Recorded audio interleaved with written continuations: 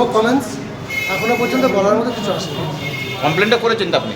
আমি বললাম no comments, এখনো বলার মতো কিছু আসেনি। অভিযোগের ভিত্তিতে এফআইআর দায়ের হয়। ভারতীয় ন্যায় সংহিতা বা বিএনএস এর 16টি ধারায় রুজু হয়েছে মামলা।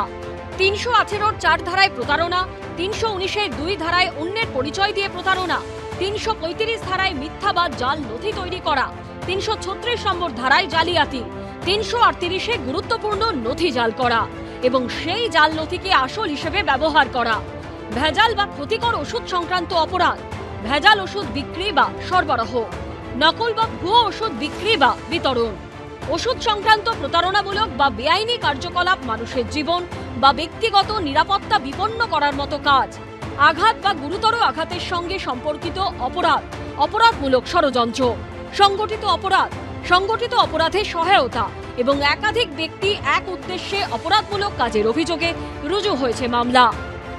এর আগে গত 1 তারিখ সেবাশ্রয় নিয়েই দক্ষিণ 24 পরগনার বিষ্ণুপুর থানায় অভিযোগ দায়ের করেন বিজেপি নেতা অভিজিৎ দাস ওরফে ববি।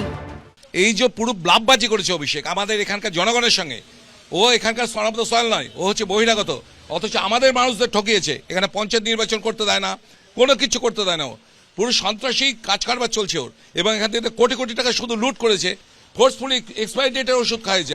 নতুন অভিযোগের ভিত্তিতে যে মামলা রুজু হয়েছে তা তদন্ত শুরু করেছেন ডায়মন্ড হারবারের এসডিপিও।